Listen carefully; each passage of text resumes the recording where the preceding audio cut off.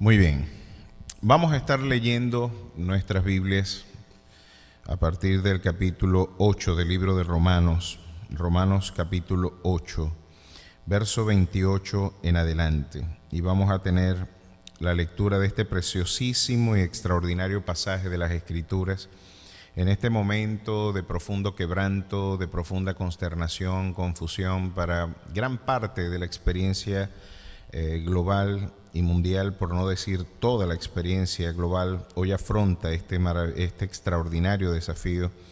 Vamos a estar leyendo esta extraordinaria también palabra de consolación, de orientación y de consuelo. Dice así la palabra del Señor en el capítulo 8, verso 28 de la Epístola a los Romanos.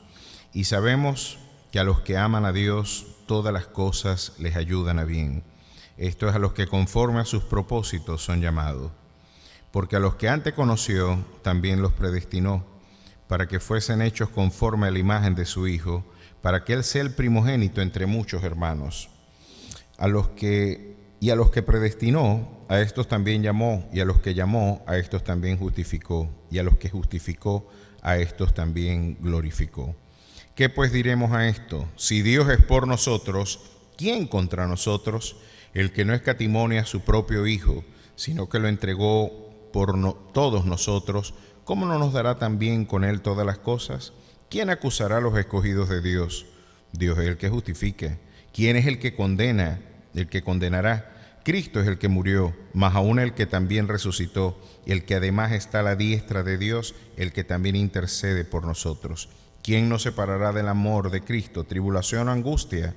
¿Persecución o hambre o desnudez o peligro o espada?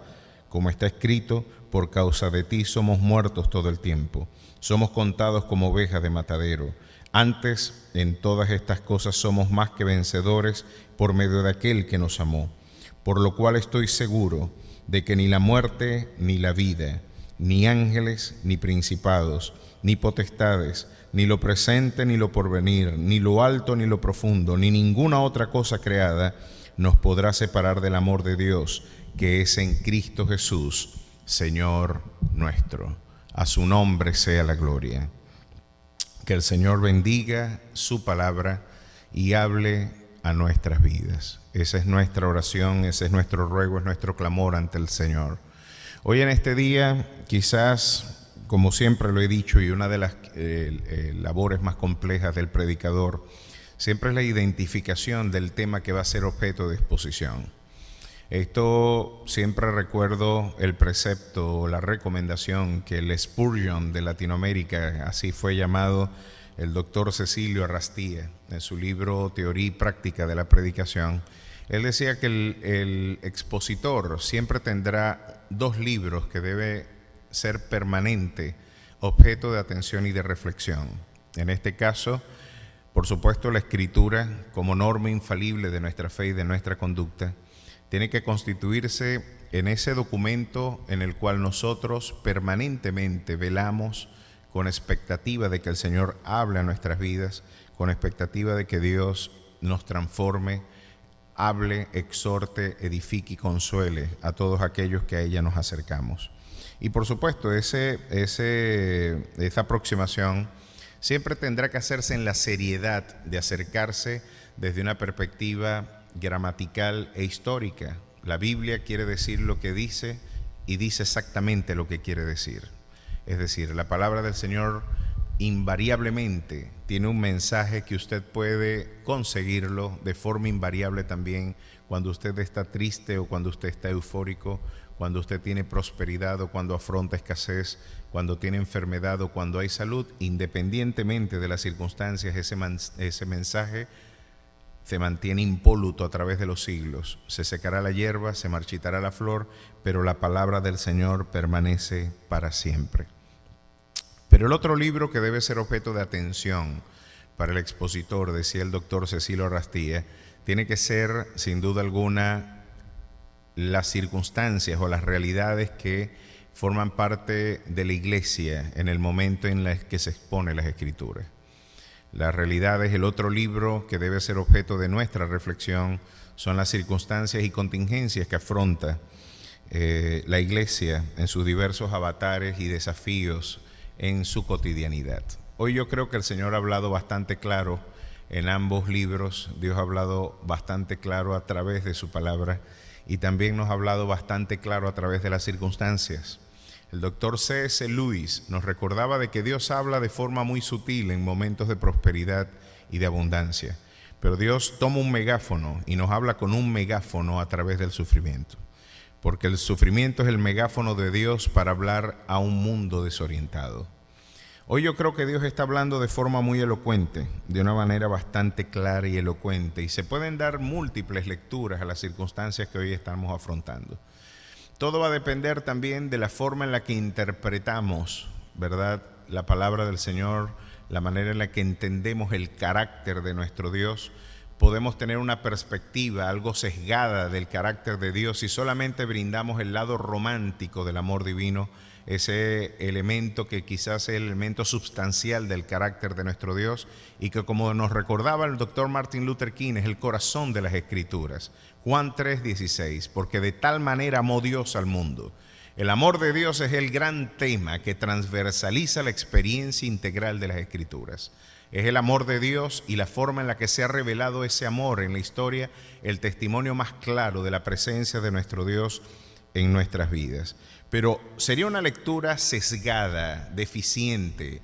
No sería la perspectiva integral del carácter de Dios si a la vez de presentar el lado romántico, el lado afectivo, el lado en el que de un amor que por absoluta gracia ha sido derramado en el corazón de los hombres, si solamente presentamos esta realidad del carácter divino, no estamos brindando una percepción integral de su naturaleza. Dios también se presenta como un Dios que es fuego consumidor. Dios también se presenta como un Dios que nos afirma diciendo: no erréis, Dios no puede ser burlado, todo lo que el hombre sembrare, esto también segará. Y Romanos capítulo 8, verso 28 en adelante, parece que viene a ser la respuesta a aquello que el doctor Martin Lloyd-Jones llamaba la respuesta definitiva y concluyente de Dios frente a las contingencias y quebrantos del hombre. Diversas lecturas desde distintas perspectivas. Fíjense cómo la religión ha tratado de dar una respuesta al sufrimiento del hombre, y gran parte de nuestra búsqueda espiritual es brindar una respuesta ante el sufrimiento, ante la enfermedad, ante el dolor, ante la soledad, ante las disfunciones maritales, ante la presencia en el hogar de un hijo que en este caso causa problemas. La idea del hijo pródigo, de alguna forma, no negamos, puede ser uno de los factores que usted lo puede tener en la iglesia. La presencia de algún quebranto físico y personal que le hace preguntar por el sentido de todo ese sufrimiento, seguramente debe ser uno de los motivos que usted le tiene en este lugar. Muchos de nosotros, todos venimos de la bancarrota espiritual, porque esto es algo que el Evangelio nos enseña. Por cuanto todos pecaron, todos estamos destituidos de la gloria de Dios. Estamos ante la presencia de un cáncer que con proporciones universales afecta a la humanidad. Esta es la auténtica pandemia, esta es la auténtica realidad que de forma inexorable lleva al hombre a la condenación, la realidad del pecado en el corazón del hombre. Pero después de que Pablo nos habló de extraordinarias promesas, después de que nos demostró la universalidad de nuestra culpa en los primeros capítulos, en el prólogo del Evangelio, de la epístola a los Romanos, después que nos dijo de que por cuanto todos hemos pecado, todos estamos destituidos de la gloria de Dios, después nos brinda gloriosas promesas como aquella consagrada en el capítulo 5, verso 1. Justificados pues por la fe, tenemos paz para con Dios por medio de nuestro Señor Jesucristo. Ahí tenemos entonces una gloriosa afirmación. En medio de tu crisis, en medio de tus circunstancias, en medio de la crisis moral que hoy puede monopolizar y hegemonizar la experiencia del hombre y de la historia, el Señor levanta la bandera de la justicia gratuitamente por medio de la fe, recordándonos de que Él nos ha regalado justicia por medio de la fe y podemos encontrar paz para con Dios por medio de nuestro Señor Jesucristo. Jesucristo viene a ser la respuesta integral del hombre frente a su quebranto, no solamente en su dimensión espiritual, no solamente en su dimensión, estamos hablando en su dimensión sobrenatural, también Cristo viene a ser la respuesta concreta a los aspectos terrenales y celestiales de la condición del hombre. Y aquí nos encontramos ante un Pablo esforzándose en la sistematización de estas ideas, de estas gloriosas verdades, bajo la dirección del Santo Espíritu de Gloria, del Espíritu Santo. Nos viene y ahora nos recuerda en el corazón de esta preciosa epístola. En Romanos capítulo 8 nos recuerda: ahora pues ninguna condenación hay para los que están en Cristo Jesús, los que no andan conforme a la carne, sino conforme al Espíritu.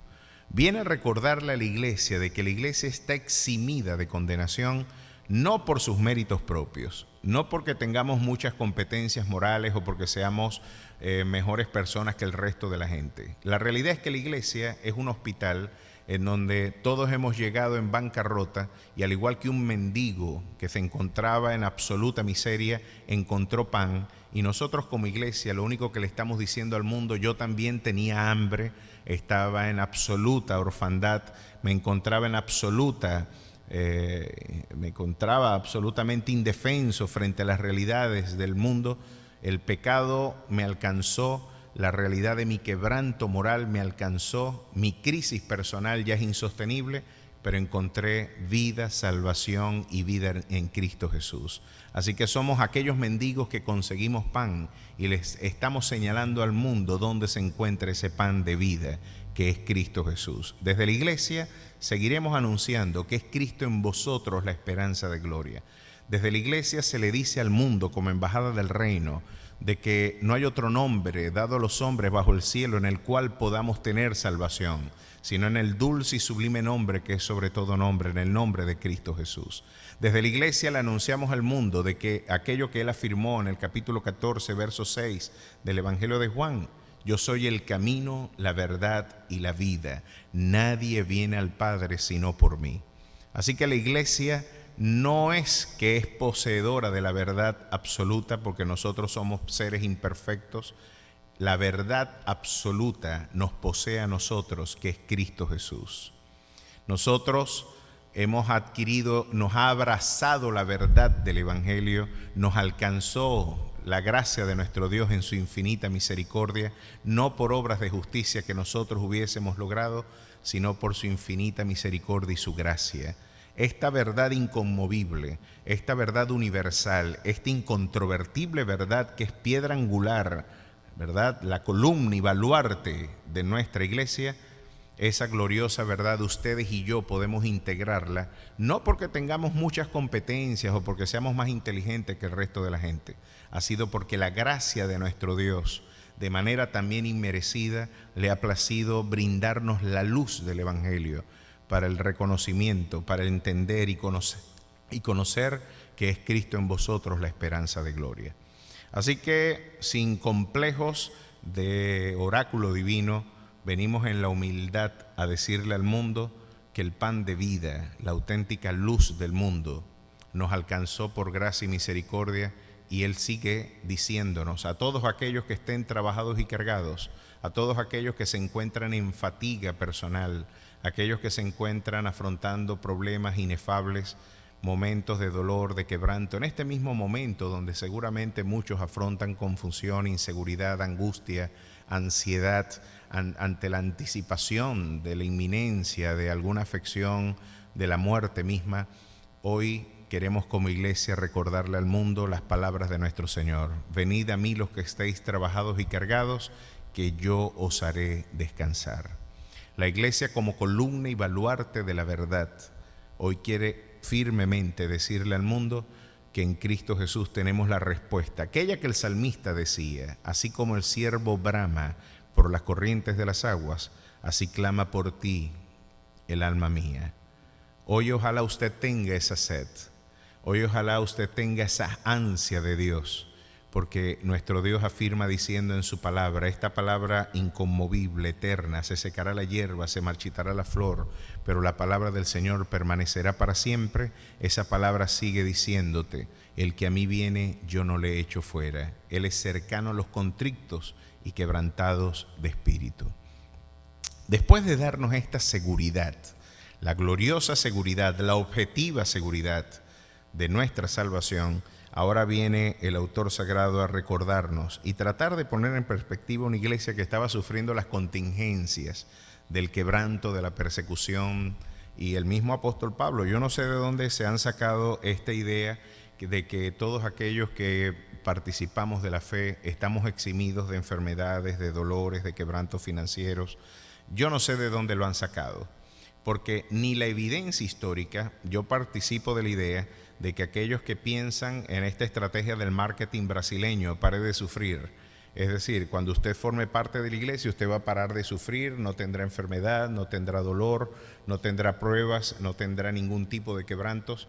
Bueno, yo pienso y comparto la idea de que la mayor parte de estas ideas brindan una ostentación de ignorancia supina, una ignorancia descarada, y yo diría que aún deliberada, de la historia de la iglesia. La historia de la iglesia parece ser una evidencia que contradice abiertamente estas estupideces que se predican desde púlpitos, sobre todo mayameros, ¿saben?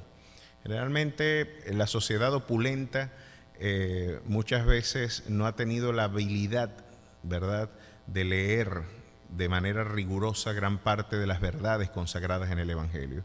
Pero por una parte, porque la historia de la iglesia viene a ser una contradicción abierta de estas ideas.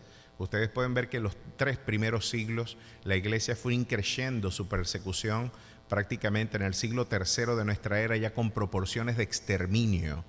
Y alguien decir hoy de que formar parte de la fe lo va a usted eximir del sufrimiento es poco menos que un acto de exhibición, de ignorancia de la historia de la iglesia.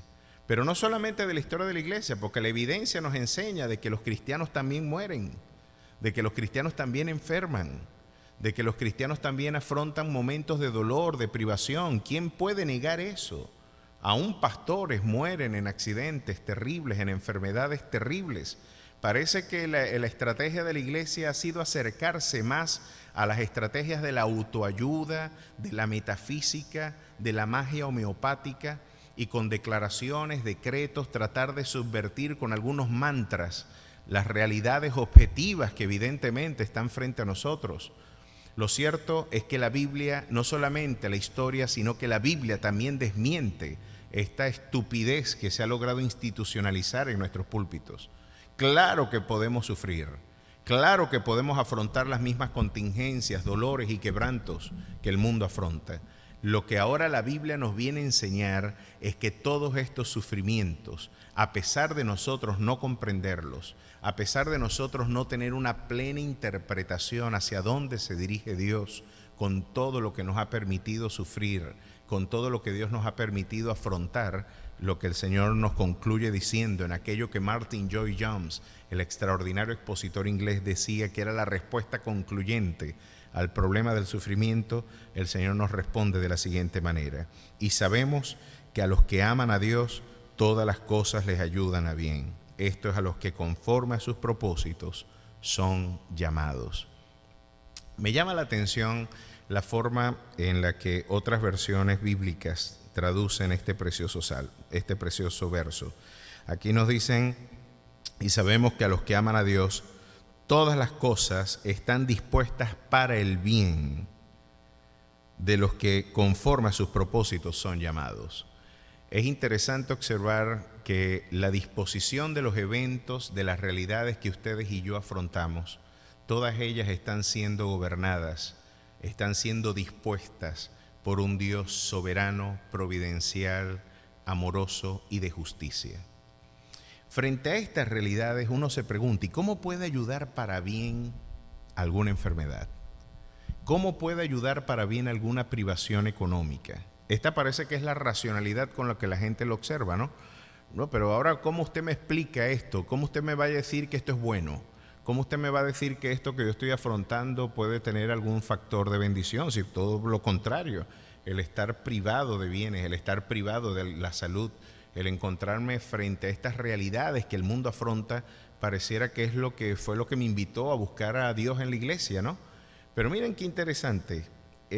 Pablo viene poco a poco, de manera bien organizada, de alguna forma a desafiar gran parte de estos prejuicios. Pablo, escribiendo a los Corintios, en la segunda epístola a los Corintios, en el capítulo 6, verso 4, dice: antes bien nos recomendamos en todo como ministros de Dios, en mucha paciencia, en tribulaciones, en necesidades, en angustias, en azotes, en cárceles, en tumultos, en trabajos, en desvelos, en ayunos, en pureza, en ciencia, en longanimidad, en bondad, en el Espíritu Santo, en amor sincero, en palabra de verdad, en poder de Dios con armas de justicia diestra y siniestra, por honra y por deshonra, por mala fama y por buena fama, como engañadores pero veraces, como desconocidos pero bien conocidos, como moribundos, mas he aquí vivimos, como castigados, mas no muertos, como entristecidos, mas siempre gozosos, como pobres, mas enriqueciendo a muchos, como no teniendo nada, mas poseyéndolo todo. Aquí Pablo parece estar desmintiendo la idea de que estas circunstancias no formaban parte de la vida ministerial de un auténtico apóstol. Antes, por el contrario, afirmaba a la misma iglesia que los apóstoles habían sido puestos como espectáculos al mundo por todas las realidades que afrontaban. Ahora miren lo que le dice acá en la segunda epístola a los Corintios, en la misma epístola, en el capítulo 11, verso 22, Pablo, desafiando a los falsos apóstoles de su tiempo, les dice a la iglesia sábado sensacionalizada de Corintios, a esa iglesia desordenada, carnal, que se jactaba de tener fruto, más bien, se jactaba de tener dones, talentos, portentos, señales y maravillas, pero era una iglesia infantil, inmadura. Miren lo que Dios le dice a la iglesia de los Corintios. ¿Son hebreos? Yo también. ¿Son israelitas? Yo también. ¿Son descendientes de Abraham? También yo. ¿Son ministros de Cristo? Como si estuviera loco hablo. Esto quiere decir que Pablo está incorporando esto como un elemento retórico. No es que comparta la idea de que sean ministros del evangelio estos falsos apóstoles. Yo más. Y miren el currículum de Pablo, que Pablo viene a desafiar estas ideas. Yo más, en trabajos más abundantes, en azotes sin número, en cárceles más, en peligros de muerte muchas veces. De los judíos 5 veces he recibido 40 azotes menos 1. 3 veces he sido azotado con varas, 1 vez apedreado, 3 veces he padecido naufragio. 1 noche y 1 día he estado como náufrago en alta mar. ¿Qué opinión tendría usted de un apóstol, de un pastor, de un líder que salga de la iglesia y le dicen, oye, se fue en un barco para España y el barco se hundió? Y estuvo 1 día y medio, estuvo en alta mar flotando en un pedazo de mueble. Pues la respuesta de los evangélicos convencionalmente es la siguiente: no oró el hermano para salir a España. Y otra respuesta es la siguiente: no estaba en la voluntad de Dios que fuera para España. Pero curiosamente, si yo les digo a ustedes, enviamos a un misionero, un joven misionero para Europa, y nos llegan noticias del joven chico, lo capturaron y lo secuestraron. Después que lo capturan y lo secuestran, nos dicen que lo han vendido. Después que lo venden, lo acusan falsamente de violación, o lo acusan de violación, y el muchacho está preso en este momento. ¿Qué dice la iglesia? ¿Cuál es la respuesta, la alternativa que la iglesia da o la interpretación que la iglesia tiene frente al quebranto del joven que partió para Europa como misionero? Lo que primero dice la iglesia, y no me van a echar cuentos porque yo me he criado con los evangélicos, muchos de los evangélicos y mucho del sentido común religioso contemporáneo dice lo siguiente: no oró, no estaba en la voluntad de Dios que se fuera. Pero ¿saben de quién yo les estoy hablando? Les estoy hablando de José, que fue capturado por sus hermanos, secuestrado, después fue vendido, después que fue vendido fue incriminado injustamente de una falsa agresión sexual, y después de que fue acusado de esa falsa agresión sexual, de una presunta violación, lo meten preso en Egipto. Pero saben que además de ser José el protagonista que encubiertamente yo he empleado como ilustración de este principio, lo curioso es que el Salmo 116 nos enseña que fue Dios el que envió a José. Y ahora la dificultad que tiene Pablo continúa diciéndonos, cuando nos habla de sus circunstancias: 3 veces he sido azotado con vara, 1 vez apedreado, 3 veces he padecido naufragio, 1 noche y 1 día he estado como náufrago en alta mar, en caminos muchas veces, en peligros de río, peligros de ladrones, peligros de los de mi nación, peligros de los gentiles, peligros en la ciudad, peligros en el desierto, peligros en el mar, peligros entre falsos hermanos, en trabajo y fatiga, en muchos desvelos, en hambre y sed, en muchos ayunos, en frío y en desnudez, además de otras cosas, lo que sobre mí se agolpa cada día, la preocupación por todas las iglesias. ¿Quién enferme y yo no enfermo? ¿A quién se le hace tropezar y yo no me indigno? Si es necesario gloriarme, me gloriaré en lo que es mi debilidad. Ahora Pablo nos está diciendo todas estas circunstancias que ustedes observan en mi vida y que les preocupan, que les hacen pensar, ¿será que Dios lo está respaldando? ¿No era más fácil que en lugar de hundirle el barco a Pablo, llegara sano y salvo a la costa? ¿Por qué Dios toma rumbos tan contradictorios a veces? ¿Por qué Dios parece contradecir algunas de sus promesas cuando nos permite transitar por el valle donde la muerte nos hace sombra? ¿Por qué Dios permite estas realidades? Es la pregunta que usted hoy podría estarse haciendo. Venezuela quizás ha sido uno de los países menos afectados por estas contingencias, gracias a Dios. Y yo oro y mi oración es que nos mantengamos firmes en la prescripción de no estar vulnerando el precepto de observar nuestra cuarentena, porque parece que ya se está relajando alguna gente y esto podría tener una incidencia negativa en la experiencia nacional. Venezuela quizás no ha vivido el rigor que hoy se vive en Italia, donde ya está absolutamente colapsado el sistema de salud, donde más de 14 médicos hace 5 días, ya el informe debe ir mucho más adelantado, habían perdido la vida por causa de esta pandemia.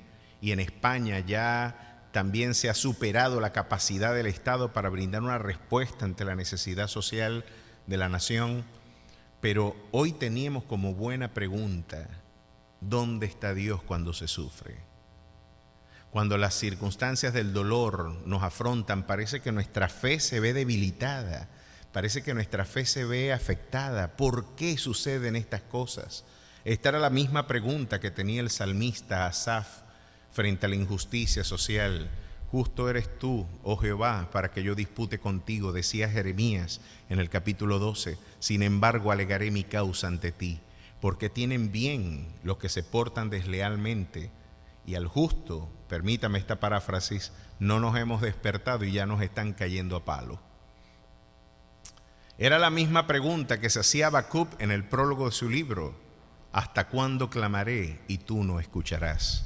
O la del salmista en el capítulo 22, Dios mío, ¿por qué me has desamparado?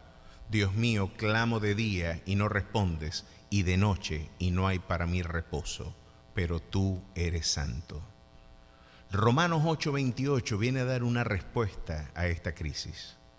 Romanos 8:28 viene a poner en perspectiva cuál es el lugar que el sufrimiento y nuestros quebrantos tienen dentro del propósito eternal de nuestro Dios. Observen cómo nos lo recordaba en este caso Santiago. Una vez más volvemos a esta preciosa epístola en donde Santiago nos viene a recordar el lugar que las circunstancias de dolor tienen dentro de nuestro crecimiento en la fe. Hermanos míos, tened por sumo gozo cuando os halléis en diversas pruebas, sabiendo que la prueba de vuestra fe produce paciencia, mas tenga la paciencia su obra completa, para que seáis perfectos y cabales, sin que os falte cosa alguna. Esto es Santiago capítulo 1, verso 2 al 4. Así que, según Santiago, debemos encontrarnos en sumo gozo cuando se encuentren y nos encontremos en diversas pruebas, porque esta prueba produce paciencia. Y la paciencia, ¿verdad?, cumpla su obra completa para que seáis perfectos y cabales sin que os falte cosa alguna. Otra realidad nos la brinda el mismo apóstol Pablo cuando escribía a la iglesia de los Corintios. Y miren cómo lo dice en el primer capítulo de 2 de Corintios. Y aquí Pablo parece que estaba ahora hablando de sus mismas circunstancias, porque de la manera que abundan en nosotros, capítulo 1, verso 5, porque de la manera que abundan en nosotros las aflicciones de Cristo, así abundan también por el mismo Cristo nuestra consolación. Pero si somos atribulados es para vuestra consolación y salvación, o si somos consolados es para vuestra consolación y salvación, la cual se opera en sufrir las mismas aflicciones que nosotros también padecemos. Miren lo que está diciendo Pablo: vamos a sufrir las mismas aflicciones que padecemos. ¿Para qué? Y nuestra esperanza respecto de vosotros es firme, pues sabemos que así como sois compañeros en las aflicciones, también lo sois en la consolación. Porque, hermanos, no queremos que ignoréis acerca de nuestra tribulación que nos sobrevino en Asia, pues fuimos abrumados sobremanera, más allá de nuestras fuerzas, de tal modo que aún perdimos la esperanza de conservar la vida. Pero tuvimos en nosotros mismos sentencia de muerte, para que no confiásemos en nosotros mismos, sino en Dios, que resucita a los muertos, el cual nos libró y nos libra, y en quien esperamos que aún nos librará de tan gran muerte, cooperando también vosotros a favor nuestro con la oración, para que por muchas personas sean dadas gracias a favor nuestro por el don concedido a nosotros por medio de muchos. Así que Pablo entendía: bendito el Dios y Padre de nuestro Señor Jesucristo, Padre de misericordia y Dios de toda consolación, el cual nos consuela en todas nuestras tribulaciones, para que podamos también nosotros consolar a los que están en cualquier tribulación por medio de la consolación con la que nosotros somos consolados por Dios. Aquí Pablo está diciendo: la consolación que yo recibí, ahora yo se las brindo a ustedes, para que ustedes a su vez, después que afronten pruebas, dificultades y quebrantos, esa misma consolación sirva terapéuticamente para la edificación, para la exhortación y sobre todo para la consolación del que afronta circunstancias de quebranto. Hoy el mundo, sin duda alguna, necesita escuchar que necesita girar, nuestra realidad global necesita girar rumbo al arrepentimiento. Estamos ante un mundo que marcha de espalda, en contrapelo al precepto divino. Hoy tenemos naciones que han violentado la institución del matrimonio. Hoy tenemos un proceso de presunta resemantización de las instituciones espirituales, de una presunta desmitologización del texto sagrado, donde se está buscando la destrucción de los fundamentos, ¿verdad?, que le brindaron esperanza y solidez a la iglesia, y no solamente a la iglesia, a la cultura en Occidente. Nos encontramos ante una agresión y un proyecto bien sistemático de subversión de valores, donde llamamos a lo malo bueno y a lo bueno lo llamamos malo, donde hemos violentado las grandes instituciones y preceptos divinos y hemos hecho exceso de nuestras libertades. Hoy nos encontramos ante un mundo que no necesita hombres que les estén hablando de forma melosa, donde se les quiere decir: oye, todo está muy bien, querer acariciar tu ego y no confrontarte con la realidad de una conducta que te está llevando directamente a la condenación eterna.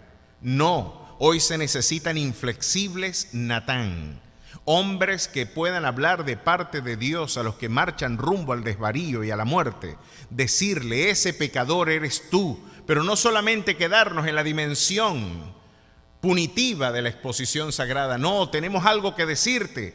No solamente vamos rumbo a la muerte de seguir por este mismo sendero, por esta misma ruta. No, es que también tenemos una respuesta terapéutica para ti. En Cristo Jesús hemos encontrado la respuesta a nuestra crisis. Él es el modelo de hombre que necesitamos para seguir. Él es la auténtica respuesta frente a nuestras realidades, frente a nuestras angustias, frente a nuestra necesidad de sentido, de rumbo, de redención. Él es la respuesta integral de tus necesidades terrenales y celestiales. Él es la respuesta plena e integral del hombre ante la historia. Él es el gran yo soy, Él es el alfa y Él es el omega, Él es el principio y Él es el fin, Él es el que era, Él es el que es y el que ha de venir, el Dios todopoderoso que puede brindarnos un nuevo comienzo. Pero la historia no podrá admitir esta realidad hasta que no sea confrontada con la realidad de su pecado, hasta que no sea confrontada con la realidad de su miseria. No entenderás que necesitas médico hasta que no descubras que estás enfermo. No podremos ver el resplandor de las estrellas hasta que la noche oscura no llegue en nuestras vidas. Y hoy podríamos encontrar las palabras extraordinarias, palabras que hoy siguen retumbando en nuestros corazones. Miren cómo Dios exhortó de manera firme a una nación que marchaba rumbo a la condenación. Os hice estar a diente limpio en todas vuestras ciudades, y hubo falta de pan en todos vuestros pueblos, mas no os volvisteis a mí, dice Jehová. Aquí el Señor nos está hablando de hambre. La nación afrontó hambre, tenían los dientes limpios, porque cuando no hay comida los dientes brillan. Y con todo el reproche divino es el siguiente: no os volvisteis a mí, dice Jehová. También os detuve la lluvia 3 meses antes de la siega, e hice llover sobre una ciudad y sobre otra ciudad no hice llover. Sobre una parte llovió y la parte sobre la cual no llovió se secó. Con todo no os volvisteis a mí, dice Jehová. Os herís con viento solano y con oruga, y la langosta devoró vuestros muchos huertos, y vuestras viñas, y vuestros higuerales, y vuestros olivares, pero nunca os volvisteis a mí, dice Jehová. La realidad del quebranto es clara, es evidente. Dios tiene que estar hablando a la historia de la humanidad. Dios tiene que estar reprendiendo y exhortando la conducta de un hombre que marcha en absoluta rebelión con su voz y su precepto. Estamos haciendo de alguna forma un ejercicio de resistencia deliberada a lo que Dios espera de nosotros. Y a pesar del dolor, del quebranto que afrontan las naciones, con todo decidimos no volvernos a Jehová. Miren lo que dice aquí: os trastorné como cuando Dios trastornó a Sodoma y a Gomorra, y fuisteis como tizón escapado del fuego, mas no os volvisteis a mí, dice Jehová. Ahora vea lo que el capítulo 4, verso 10 de Amós nos dice. Parece que la mortandad, parece que la pestilencia también formó parte de la experiencia, no solamente transformadora, formativa del dolor nacional en Israel del siglo VII de nuestra era, sino que aquí podemos ver un paralelismo interesante frente a la realidad de la sociedad posmoderna. Envié contra vosotros mortandad tal como en Egipto, maté a espada a vuestros jóvenes con cautiverio de vuestros caballos, e hice subir el hedor de vuestros campamentos hasta vuestras narices, mas no os volvisteis a mí, dice Jehová. Es impresionante que Dios, tomando el megáfono del sufrimiento en la historia, el hombre se mantenga sordo frente a la única respuesta que puede encontrar auténticamente en el Señor. Ahora, pareciera que aquí está tomando un rumbo algo pesimista la exposición de la palabra de hoy, pero no. Hoy yo quise fue confrontar a la realidad de nuestro interlocutor con la necesidad del arrepentimiento. Pero de nosotros encontrar justicia en Cristo Jesús, la respuesta es muy distinta para los que sufren. La respuesta de los que sufren en Jesús, de los que sufren el quebranto en Jesús, es la siguiente: y sabemos que a los que aman a Dios, todas las cosas contribuyen para el bien. Dios las dispone para el bien. Se comenta de la historia de un chino taoísta, ¿verdad?, que en una ocasión se le perdió una yegua, y la yegua se le perdió y se le fue del establo, y los vecinos llegaron con frutas y con flores a la puerta del chino. Qué mala suerte la tuya, chino, se te escapó la yegua y ahora ¿cómo vas a trabajar? Era tu única herramienta de trabajo. ¿Cómo vas a arar el terreno? ¿Cómo vas a transportarte? Qué lástima por ti, chino. Y fueron todos y le llevaron frutas y flores de consolación, y el chino les respondió filosóficamente: a lo mejor sí, a lo mejor no, a lo mejor es bueno, a lo mejor es malo, vamos a ver qué dice la historia. Pasaron los días y la yegua volvió a la casa, y la yegua no vino sola, sino que se trajo un caballo enamorado de ella, y el chino abrió el establo y se metió la yegua y se metió el novio de la yegua. Ahora no solamente tiene yegua, sino que tiene un caballo, y llegaron los mismos vecinos con frutas y con flores a celebrar con el chino. Qué buena suerte la tuya, chino.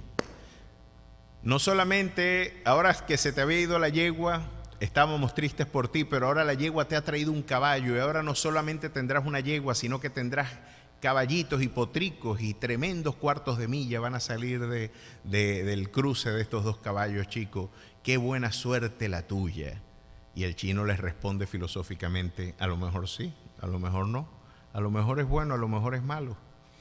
Pasaron los días y el hijo del chino, al ver el nuevo caballo, dijo: oye, yo me debo ver espléndido sobre ese animal. Y el muchachito se montó como pudo en el caballo, quiso domarlo, el caballo lo tumbó, y después que lo tumbó le fracturó las dos piernas, Y llegaron los mismos vecinos con frutas y con flores diciendo: qué mala suerte la tuya, chino. Si no es porque la yegua se te va y la yegua te trae el caballo, y el caballo el niño no lo hubiera visto, nunca se hubiera montado en él y no se le fracturan las dos piernas. Ahora, ¿qué vas a hacer? Él era el único que tenías en casa para trabajar contigo. Ahora te has quedado tú solo, ya viejo, y no tienes quien te ayude en el campo. Qué mala suerte la tuya, chino.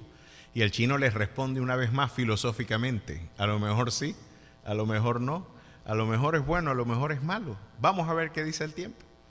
Lo cierto fue que después llegó la recluta al pueblo, se llevó a todos los chinitos de la aldea, menos al hijo del chino, y llegaron los mismos vecinos con frutas y con flores una vez más diciendo: qué buena suerte la tuya, chino. Si no es porque la yegua se te va de la casa y la yegua te trae el caballo y en el caballo se monta el muchacho y el muchacho se le parten las piernas, se lo llevan para la guerra y dicen que en esa guerra todos van a morir porque es una guerra muy desigual. Qué buena suerte la tuya, conservas a tu hijo. Y el chino les responde filosóficamente: a lo mejor sí, a lo mejor no. A lo mejor es bueno, a lo mejor es malo. Y usted puede hilvanar indefinidamente esta historia, ¿no? Con tantos elementos que usted puede integrar en esa narrativa. Pero yo tengo una diferencia, y la espiritualidad cristiana tiene una diferencia con el chino. Y aquí es donde nosotros nos distanciamos del fatalismo islámico. Aquí es donde el determinismo filosófico no es el criterio de la espiritualidad cristiana. Aquí es donde la providencia divina es la auténtica respuesta. Para nosotros, cuando sufrimos, no es a lo mejor sí, a lo mejor no. Es siempre a lo mejor sí. Todas las cosas que suceden en tu vida, ninguna de ellas se cumplirán sino con el glorioso propósito de exhibir el amor de tu Dios en tu vida. Lo único que Dios persigue a través de circunstancias que, por paradójicas, dolorosas que parezcan, lo único que tu Dios persigue es bendecirte. Lo único que Dios persigue es fortalecerte.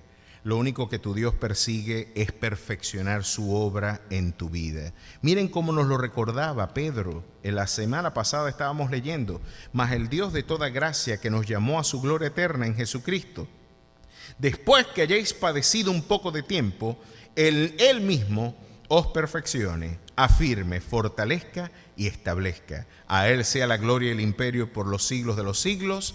Amén. Así que tenemos un programa que de manera sinérgica todo el universo está conspirando para la promoción y bendición de los hijos de Dios. Lo que este Romanos 8:28 nos está enseñando es que la iglesia está condenada a vencer.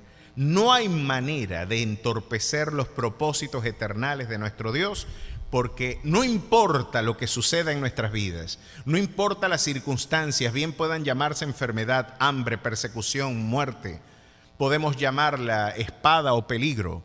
No sé cuál será la circunstancia que tendremos que afrontar.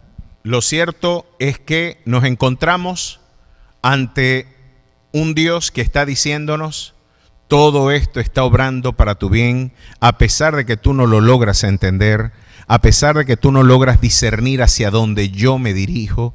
Es mi amor, es mi justicia, es mi bondad la que te sostiene. Aquí tenemos una clara evidencia de cómo el coronavirus, de cómo esta crisis social y sanitaria global, tendremos que leerla como aquel hombre que vio la película, su final antes de verla. Sabemos que ya Dios vio el final de la historia y nos quiere recordar como iglesia: yo ya vi la película de tu vida. Yo ya vi las circunstancias que hoy forman parte de tu experiencia. Hoy te encuentras confundido, hoy te encuentras de alguna manera desorientado, hoy tienes quizás más preguntas que respuestas, pero permíteme adelantarte cuál es el final de esta historia. Todo, absolutamente todo lo que forma parte de tu vida, lo estoy empleando para el bien de ti, de tu familia y de mis propósitos en tu vida. A su nombre sea la gloria. Un Dios que con consolación absoluta quiere seguir recordándote, aun cuando andes en el valle donde la muerte te hace sombra, no debes tener temor, Él está contigo. Y con eso el apóstol Pablo culmina diciendo: ¿quién nos separará entonces del amor de Dios? ¿Tribulación o angustia, persecución, hambre o desnudez? No, antes en todas estas cosas somos más que vencedores por medio de aquel que nos amó. Miren por qué. Porque el poder transfigurador de la resurrección transformó una cruz en una gloriosa experiencia de bendición y de esperanza. Eso que era la pena de muerte más abominable, de la cual Cicerón decía, ni aun se nombre en el cuerpo de un ciudadano romano la idea de la crucifixión, aquello que podía despertar de alguna forma repulsión, dolor, confusión, el absoluto fracaso del hombre, morir de alguna manera en una cruz. Hoy podemos decir, por el poder transfigurador del Evangelio, ¿verdad?, de que lejos esté de mí el gloriarme en otra cosa distinta que no sea en la cruz del Calvario. Mantengan firme entonces su vocación. Y Pablo nos afirmaría diciendo, no creas que tu tribulación, tu hambre, tu desnudez, el frío, las realidades que tú puedes estar viviendo en este día son una negación del amor divino. No. Tienes que afirmarte, por el contrario, en este cántico poético, en esto con lo que culmina Pablo, recordándole a la historia y recordándole a la humanidad y a todos aquellos que abrazamos la esperanza en Cristo Jesús, por lo cual estoy seguro de que ni la muerte ni la vida, ni ángeles ni principados, ni potestades, ni lo presente ni lo porvenir, ni lo alto ni lo profundo, ni ninguna otra cosa creada nos podrá separar del amor de Dios, que es en Cristo Jesús, Señor nuestro. Hoy usted tendrá entonces que afirmarse en dos posibilidades. O usted se entrega a la desesperanza, a la angustia, a la incertidumbre, o usted abraza la certidumbre de que el poder de la resurrección transfigurará aún nuestros momentos de dolor y de quebranto en circunstancias de plenitud y de disfrute. Todas las cosas obran para el bien de aquellos que en Él esperan. Que el Señor bendiga su palabra, que el Señor bendiga Venezuela y que el Señor bendiga a todos aquellos que en este momento se ven afectados por esta terrible circunstancia. Hoy como iglesia queremos extender palabra de bendición para cada miembro, para cada amigo que escuche este audio, rogando de que Dios sea brindando la consolación oportuna, la certidumbre de que el poder de la resurrección, ese poder transfigurador, ese poder que puede transformar tus lágrimas en alegría, tus cruces en domingos de resurrección, ese Dios que puede transformar tu crisis en un glorioso cántico de alabanza y de adoración, ese mismo Dios es el que sustenta tus tiempos en este momento. El Dios que tiene los hilos de la historia en sus manos es el Dios soberano que también te amó extendiendo sus brazos en la cruz del Calvario. Que Dios me les bendiga, que Dios me les guarde y estaremos en pocos minutos también compartiendo nuestras experiencias con la lectura del Nuevo Testamento en estos días. Que Dios me les bendiga.